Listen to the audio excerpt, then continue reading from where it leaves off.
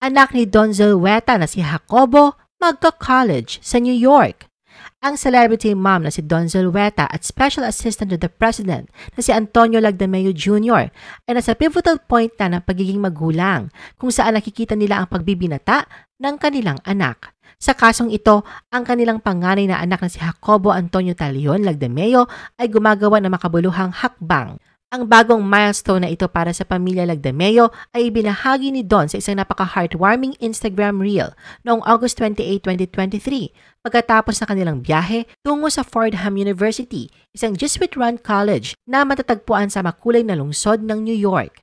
Sa isang taus-pusong caption na kasama ng Instagram reel, ipinahayag ni Don ang kanyang pasasalamat na mayroong caption na "Farewell drop-off today. Big thank you to everyone in the welcoming committee at Fordham University for the very warm and reassuring welcome we received this week." Nanalikipan ng heart hands emoji. Inihayag din ni Don ang isang reassuring message para sa kanyang 17-year-old college student na si Jacobo. "We will miss you, son, at Jacobo Lagdameo, but we're never far away. Papa and I are so proud of you." Kalakip ang heart exclamation emoji. Makikita sa naturang Instagram reel ang iba't ibang family moments nila, tulad ng paglalakad sa Martyrs Court na isa sa mga maraming green spaces sa West End ng Fordham University campus at pagdalo sa assembly para sa mga papasok na estudyante.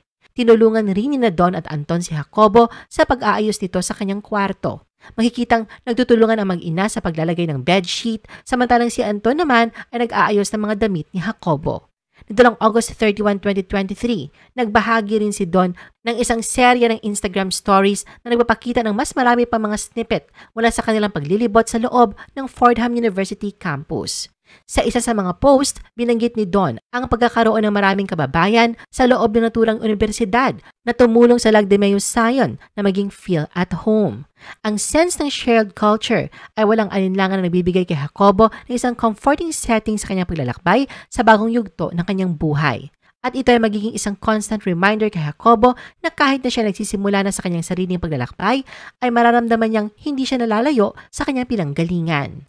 Si Jacobo naman ay nagpahayag ng pagmamahal sa kanyang mga magulang sa comment section ng Instagram reel ng inang si Don, kung saan nakatanggap din siya ng mga pagbati mula sa mga tagahanga.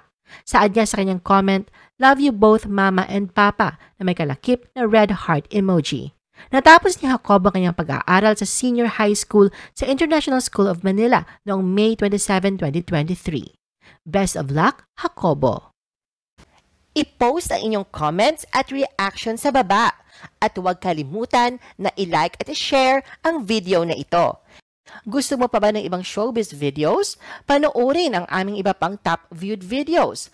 Para sa aming mga YouTube viewers, pumunta lang sa description ng video na ito o i-click ang link sa itaas ng screen. Para naman sa mga Facebook viewers, ay maaari ninyong hanapin ang mga link sa comment section ng video. I-follow nyo din kami sa Facebook at mag-subscribe sa aming YouTube channel.